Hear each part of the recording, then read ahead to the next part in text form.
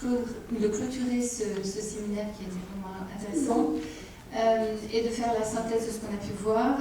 Donc, sur l'explorateur, on a commencé par Sébastien Ellis qui nous a montré à travers l'exemple du bisphénol les effets nocifs d'un perturbateur endocrinien, même s'il est non éternel. Moi, ce que j'ai noté, c'est que la contamination était quand même relativement généralisée, quelles que soient les études chinoises ou américaines.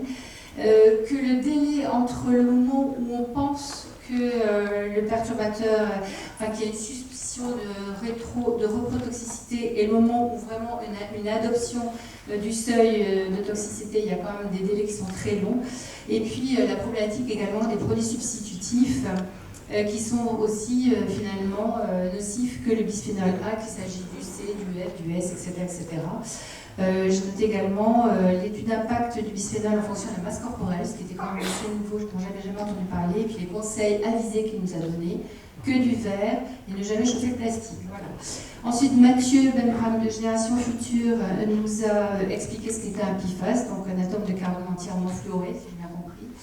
Ce qui le rend très résistant, puisque la liaison carbone-fluor est une des liaisons les plus solides en fait du monde chimique.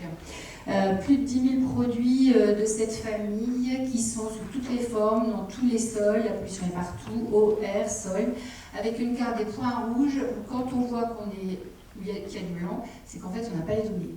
Donc voilà, pas complètement rassurant non plus.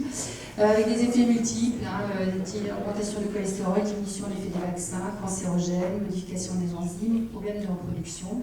Il y a un focus sur les TFA, donc un dérivé du fluphénacet, pour lequel en fait on espère qu'il y aura peut-être une interdiction, mais ça c'est encore à voir. Une présentation d'argumentation riche dont on voit qu'on est dans une première consultation, on attend la suite de la consultation et puis ensuite un projet, puis après une autre consultation et puis ensuite peut-être effectivement une réglementation qui pourrait s'appliquer sur tous. Et ce que je trouvais aussi intéressant, c'est le coût de l'inaction avec environ 12 000 décès et puis de 52 à 84 milliards d'euros en coût de santé. Et toujours le même problème de vigilance sur les substitutions malheureuses qui sont des problèmes à venir en fait. Ensuite, on a eu les analyses en région Centre-Val-de-Loire avec Damien Gabion de l'Agence de l'eau sur les eaux souterraines et les eaux de surface. Un coût de la surveillance de 11 millions d'euros par an. Et donc, une transparence des données, puisqu'on peut les consulter sur les sites ADES et Maillet, sur les eaux souterraines et les eaux de surface. Thomas Terry nous a fait ensuite une présentation sur les rejets industriels avec le plan interministériel sur la limitation des PFAS dans l'industrie et il nous a parlé de l'arrêté sur les rejets atmosphériques pour nos sites, les 12 sites de la région, donc c'est surtout 2026-2027 pour les ordures ménagères. En ce qui concerne l'arrêté sur les rejets eau, j'ai bien noté qu'il y avait quand même 80% des industries qui s'étaient lancées dans un plan d'analyse en fait de leurs rejets, mais que 20% ne l'avaient pas fait et que ces 20%-là, vous aviez commencé des mises en demeure de la manière qu'on avance sur ce sujet, ce qui est quand même très intéressant. Et ce que j'ai noté aussi, c'est qu'en fait, ce n'était pas vraiment les process en fait, industriels qui étaient sans doute à l'origine des PFAS qu'on rencontrait, mais peut-être des incendies antérieurs. Enfin, au moins une des explications sur des process en fait, qui normalement ne devraient pas générer de PFAS. Ensuite, déjeuner. Puis Charles Fournier, qui était chef de file de la proposition de loi sur l'interdiction des polluants éternels, qui nous a expliqué donc que c'était l'analyse de ses cheveux qui l'avait quand même fortement incité à se lancer dans ce projet-là. Interdiction portant sur les textiles, comme les cosmétiques, le fart des skis, mais sur les ustensiles de cuisine, on a bien noté que Seb était monté au créneau et que donc ça avait généré quand même une certaine perturbation. J'ai noté aussi que donc il y avait une première navette Assemblée nationale et puis Sénat, que pour l'instant il fallait refaire une deuxième navette, mais qui n'avait pas eu l'autorisation de l'inscription et donc utilisation peut-être d'une niche du Parti écologiste pour qu'en février 2025 ce sujet revienne sur le dessus de la table. Ce qui est noté aussi quand même, c'est qu'on avait quand même parcouru pas mal de chemin depuis le démarrage et le moment où on a commencé à parler de ces PFAS, c'est l'endroit où on en est maintenant.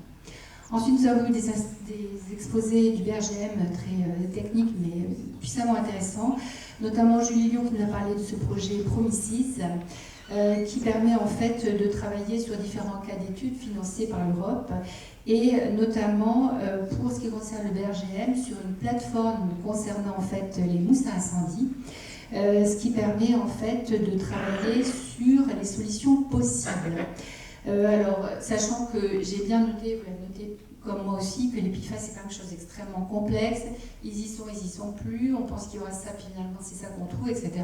Donc en fait quelque chose d'extrêmement difficile, puisqu'en fait ils se dégradent, il y a des précurseurs, il a fallu décontaminer tout le BRGM pour commencer à travailler sur le sujet. Voilà, donc des choses quand même qui... Oui, non, mais enfin, voilà, des choses qui étaient quand même, qui nous ont vraiment appris beaucoup, parce que voilà, on ne mesure jamais la complexité lorsqu'on se lance dans des réflexions sur le sujet.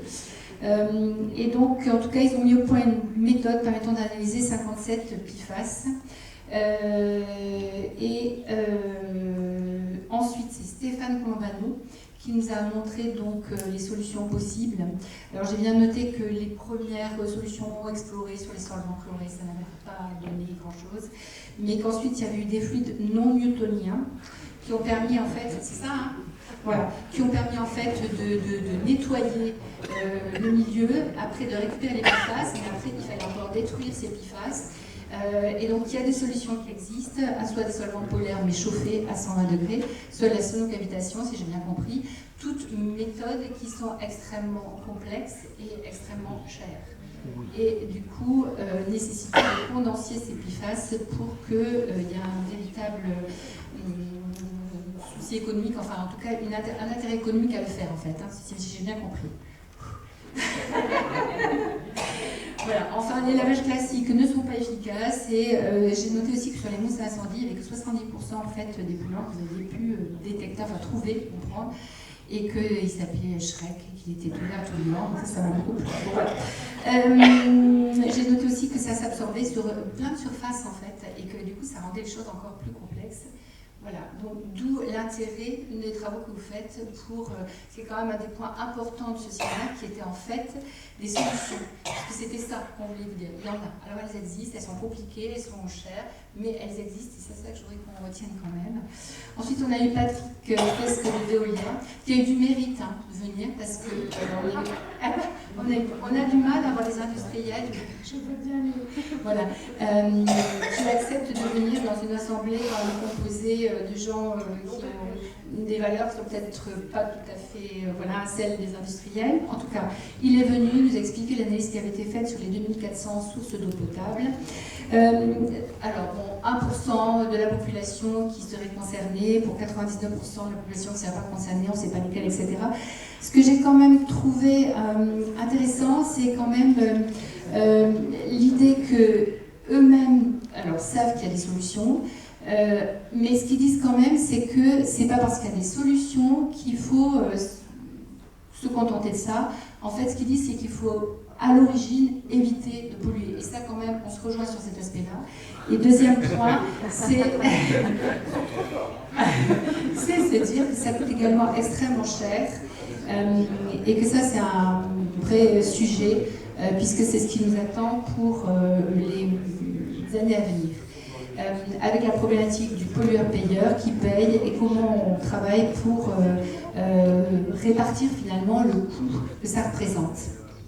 Et puis Anne-Laure Balleral qui nous a présenté en fait l'étude qui a été faite avec les radios locales sur 89 prélèvements. Alors il y a 3% qui sont effectivement pollués, donc on voit bien qu'il y a une différence entre la liste de Veolia et c'est dommage effectivement, elle a un petit bout d'inachevé parce que Veolia n'était pas là au moment où il y a eu la conclusion d'Anne-Laure Balleral et voilà, ça aurait peut-être été intéressant qu'il puisse y avoir un échange qui n'a pas eu lieu. Mais en tout cas, analyse intéressante d'Anne-Laure Balleral et de la cellule d'investigation de Radio France qui a permis quand même de porter ce sujet à connaissance et qui a permis quand même d'élever un peu le niveau général de sensibilisation de l'ensemble de la population avec donc différents points et des réactions, qu'elles soient négatives parce qu'on vous reproche à ce moment-là de mettre la défiance sur le robinet ou des réactions positives des ARS qui indiquent qu'ils vont retravailler sur ce sujet-là. En conclusion, je dirais que on est au début de la problématique des polluants éternels. On voit bien qu'il y a quand même des solutions qui existent, qu'elles sont très coûteuses. Et merci à tous pour votre attention et pour votre participation. Voilà.